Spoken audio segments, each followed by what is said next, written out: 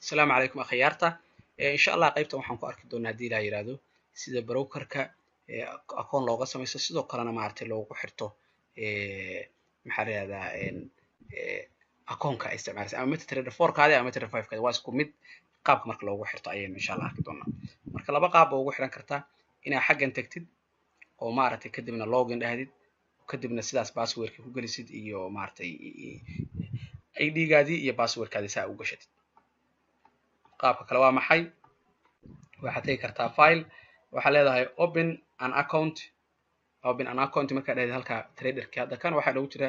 MetaQuotes baa noogu jira laakiin kuwa kale aad dhihi kartaa halkan gelin kartaa example waxaan dhihi karnaa xm.com xm search find sometimes waa ka waayi kartaa brokerka waa laga waayaa waa iska normal laakiin waxaa muhiim ah inaad maartay ilaahay hadduu ku idmayo aad samaysid inaad waxay leeyihiin broker walba waxay leeyihiin isla MetaTrader 4 iyaga magacooda ku qoran yahay marka kaas isticmaali kartaa marka hadda kaas oo kale naga isticmaaleyna xm naga isticmaaleyna kadibna waxay ku siinayaan meel aad maartay userkii iyo ama ID-gii iyo passwordkii aynu maartay ka gelin karno insha Allah marka options waxa u helaysaa inaad markaa aad toos u gelisid userkii iyo passwordkii toos u gelisid marka hadda waxa moodaa inuu soo qabsan oo kana soo qabsaday marka u fiirso wax badan kuma kala duwana real account markaad soo samaysatid hadhow open a real baa leedahay tigta saaraysa kan waa maxay open a demo marka halkaan marka insha Allah hadda waa new kan markaad dooratid open account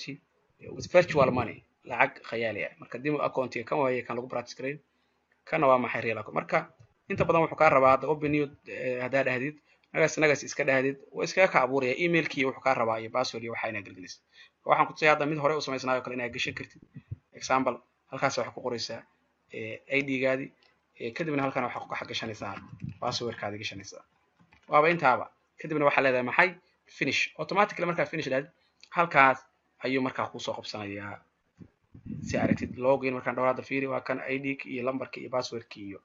soo halkaan waad geli kartaa isla meeshii halkaan sidoo kale waxa laga doortaa serverkii aad ka geli lahayd soo makana soo kan damada soo marka hadda MetaQuotes isaga deysanaynaa hasal okay baa u dhahaysaa kadibna maartay uu soo qabsanayaa waa raadinayaa markaana okay buu soo qabanaya TikTok search soo saaraya marka inta badan marka connection ku go'o wuxuu soo saarayaa maartay no connection soo saaraya marka traderka waa sidaas qaabka loogu soo xirto brokerkaada realka ah isla qaabkaas ugu soo xiranaysaa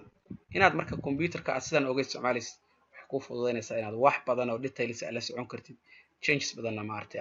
insha Allah aad sameyn kartid soo kale hadaa rabtid inaad maartay chartskan waa iska delete gareysid indicatorada iyo wixii la midka ah waa iska delete gareyn kartaa right click baa leedahay indicator list kadibna maartay indicatorska kan oo kale hadda noogu jira meesha waynu iska delete gareyn karnaa kan kalena meesha noogu jira way iska delete gareyn karnaa lacala hadii lagu dhaho marka kusoo darso indicator ada waa artaa bila indicator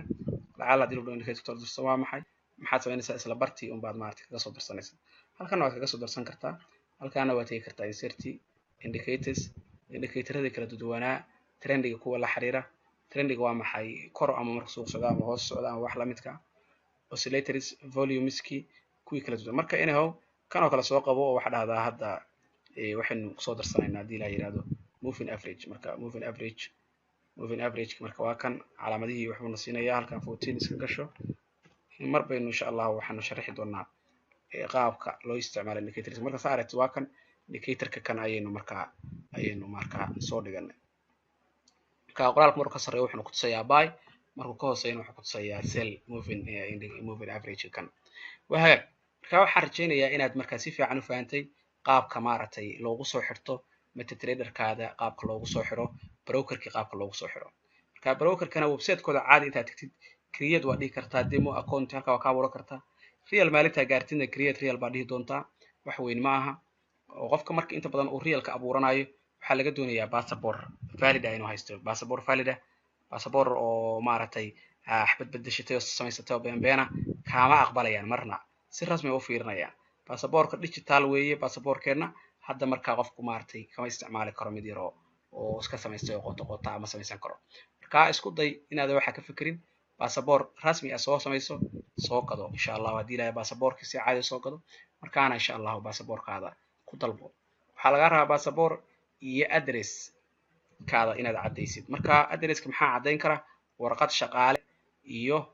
shaqaalo ma shirkadda ka shaqeysa inay kugu caddayso oo ku dhahdo hebel hebel oo waxaa ama hebel hebel waxaas oo sidaas intaa uga shaqeysa meesha saas iyo in markaa dowladda hoose oo kale kusoo siiso addresskaada iyo billing address baa jira oo asna la xiriira in maaragtay gas oo kale haddii kugu xiran tahay gaaska oo ku siin karaan oo kale iyo korontada oo kale labadaba maaragtay waa ku siin karaan. ka kuwaas oo dhan waa maaragtay waxyaabo lagaa rabi doona hadhow mustaqbalka ay tahay real account-ka aad iska sii diyaarsatid dada passport line haddaba sii diyaarso passport valida iyo maaragtay addresskaada. waxaa kaloo muhiim ah weligaaba inaad iswaafajisid passportka aad dalbanaysa magacaada oo ku qoran yahay oo saddexan visa cardka aad dalban doontid account-kaada haddii aad visa card hore u leedahay oo bangiyada hore isticmaali jirtidna waa okay. haddaad dalbanaysid magaci oo saddexan iyo systemka passportka wuxuba inay isleeyihiin oo aysan kala duwanaan spelling ahaan iyo si kala ahaanba inaysan kala duwanayn. sidoo kale isla addresskaas laftirkiisa ugu qoran passportka maxaa yiraahdaa visa cardka aad dalbanaysid inuu isla kaa laftirkiisa uu maaragtay kugu qoran yahay passportka isla kaa laftirkiisa wuxuu dhan waxa laga rabaa united wax ah. marka insha Allah waxaan rajaynayaa in halkaasna aan kusii siiyay hinti iyadoo aan arki doono mustaqbalka sida loo abuurto real accounts-ka rasmiga laakiin hadda waxba muhiim kuma inaad real account fahantid. muhiimadda ugu weyn waa inaad waxaan baratid waayo damiga iyo realka waxba kuma kala duwanaa xagga waraagtiiska nidaamka markaa la keentid oo nidaamka kuu fariisto unbaa realka aad leedahay. marka qofka anigu mar walba kulama taliyo inuu realka ku ordo realka 3 bilood oo dambe u kaadso wax fahan waxaan baro ka shaqeey nidaamka la keen sida lacag rasmi ah ku shaqeysanaysa ka soo qaad. lacagta waxay kala duwan tahay midaan 10,000 aad adigu ma lihid taa 10,000 baa leedahay laakiin sidaas weeye nidaamku. haddaad tan ku liidatid haddaad tan $1,000 aadan 2,000 geyn karin oo ku liidatid ama 1,500 geyn karin taadi hadhow $1,000 ama dhowrka $100 ahayd haddii taadi ba iska cunaysaa oo maaragtay dilay ku idmayo. marka insha Allah traderkaada ama maaragtay demogaada iskaga practice gare casharadana dii ayr oo la soco maalinba meel heer gaar markii demodaada si fiican u dhameystid casharada si fiican u dhameystirtid iyagana oo insha Allah ayr baan soo dhigi doonaa iyagana aad si dhameystir u dhameystirtid markaas insha Allah indhaha ku kala baxaya. waxaa markaa awoodi kartaa inaad casharo kale oo dheeri aana sii aqrisid nidaamkana aad maaragtay si dhammaystiran aad u sii geshid. waxaana mar walba muhiim ah inaad tiimka kusoo biirtid si aad maaragtay aad wax badan nooga sii faa'iidid oo si hoose ula shaqeyna insha Allah haddii Ilaahay yiraahdo. aad baad u mahadsantihiin intaasaan markaa qaybtaana kusoo ekeenaynaa. assalaamu calaykum waraxmatullahi wabarakaatu.